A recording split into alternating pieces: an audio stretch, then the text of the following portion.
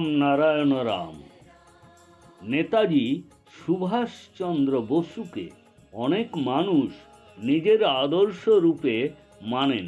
বেশিরভাগ মানুষ ওনাকে পছন্দ করেন। আমাদের মহাগুরু বালক ব্রহ্মচারী মহারাজ তার সম্বন্ধে কি চিন্তাভাবনা পোষণ করেন এবং তার প্রতি তার মনোভাব কি, আজকের পর্বে আমরা এসব বিষয়ে আলোচনা করব। নেতাজি সুভাষচন্দ্র বসু অত্যন্ত বিদ্বান ব্যক্তি ছিলেন। তিনি বাংলার মানুষ ছিলেন। তিনি যদি উদ্যোগ না নিতেন তাহলে ব্রিটিশরা কখনোই এদেশ ছেড়ে যেত না। আপনারা এই কথা জেনে খুশি হবেন যে আমাদের মহাগুরু 1939 সালে তাঁকে দীক্ষা দিয়েছিলেন। মহাগুরু বালক ব্রহ্মচারী মহারাজ তাঁকে অনেক কিছু দিয়েছিলেন, এমনকি আধ্যাত্মিক জ্ঞানও তিনি মহাগুরুর কাছেই পেয়েছিলেন। একথা সেই সময়ের, যখন নেতাজি নিজেই নিজেকে ভারতের প্রধানমন্ত্রী ঘোষণা করেছিলেন। তিনি সেই স্বাধীন ভারতের মুদ্রাও ছেপেছিলেন। সারা বিশ্বে যখন একথা ছড়িয়ে পড়ে যে নেতাজি নিজেকে ভারতের প্রধানমন্ত্রী ঘোষণা করেছেন, তখন বহু দেশ এটা স্বীকার করে নেন, এর মান্যতা দেন।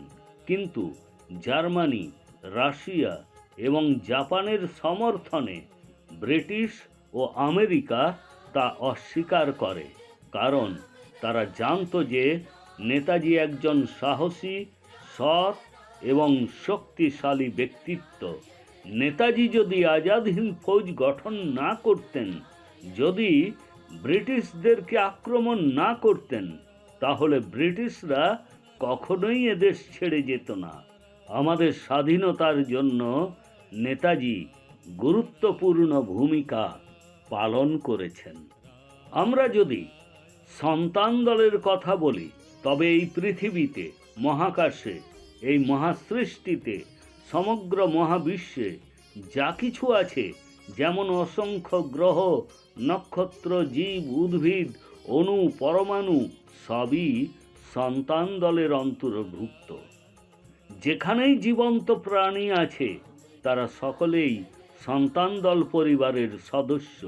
এই মহাবিশ্ব হল রামনারায়ণ রামের সম্পূর্ণতার, অখণ্ডতার এবং পরিপূর্ণতার অপর নাম। রাম হল মহাকাশ, অনন্ত, সমগ্র ব্রহ্মাণ্ড এবং পরম স্রষ্টা। নারায়ণ হল এই ব্রহ্মাণ্ডের সমস্ত তারা, গ্রহ, নক্ষত্র। দ্বিতীয় রামের অর্থ আমরা সবাই, সমস্ত প্রাণী, উদ্ভিদ, ধূলিকণা এবং সমস্ত জীব। আমাদের চেতনা ও বিবেক রামনারায়ণ রামেরই অংশ, যা আমাদেরকে জীবনযাপনে সঠিক পথ দেখায়। বিবেক আমাদেরকে সঠিক ও ভুলের পার্থক্য বুঝিয়ে দেয়। আমাদের মধ্যে অসংখ্য চিন্তা ভাবনা রয়েছে, তার উপর বিবেক হস্তক্ষেপ করে, আমাদেরকে পথ দেখায় এবং আমাদের ভুলগুলিকে অবগত করায়। তবে কখনো কখনো আমরা বিবেকের কথা শুনি, কখনো কখনো শুনি না।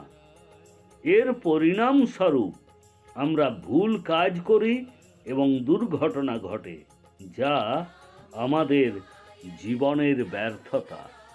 আজ পৃথিবীতে এবং বিশ্ব ব্রহ্মাণ্ডে অসংখ্য আত্মা জীবনের মৌলিক অধিকার থেকে বঞ্চিত হচ্ছে। তাই মানুষ অন্যায়, ভুল, অপরাধ করতে থাকে, বিভিন্ন রকমের ভুল কাজে যুক্ত হয়ে পড়ে। তাদের অস্থিরতা তাদের হৃদয় ও চেতনায় গভীর ক্ষুধার সঞ্চার হয়। যেমন একজন ক্ষুধার্ত ব্যক্তি বিভ্রান্তিতে ঘুরে বেড়ায় এবং চিৎকার করে, ঠিক তেমনি আমাদের শরীরে থাকা অগণিত চেতনা আমাদের কর্মকে প্রভাবিত করে। আমরা দিশাহীন হয়ে যাই, আর তাই জপ, ধ্যান, আধ্যাত্মিক অনুশীলন প্রয়োজন। এই অনুশীলন নিজের চেতনার সাথে সংযোগ স্থাপনে সাহায্য করে। এভাবেই সংসারে, প্রকৃতিতে, সমাজে, শরীরে সমতা আনে। এই সমতা বজায় রাখাই হলো সন্তান দল পরিবারের কাজ। এই পরিবার হলো সম্পূর্ণ বৈশ্বিক পরিবার। সন্তান দল পরিবার প্রকৃতির সত্য ও নীতিকে অবলম্বন করে ক্রমাগত এগিয়ে চলেছে। তাই আপনারা সবাই সন্তান দলের সাথে যুক্ত হন এবং সংশোধন করে নিন আপনার সম্পূর্ণ জীবন। এই বীজমন্ত্রের সাথে যুক্ত হলে আপনার জীবনে নিশ্চিত রূপে ইতিবাচক পরিবর্তন আসবে। আপনি নিজের মুখোমুখি হবেন, আপনার মধ্যে অনন্য শক্তি অনুভব করবেন।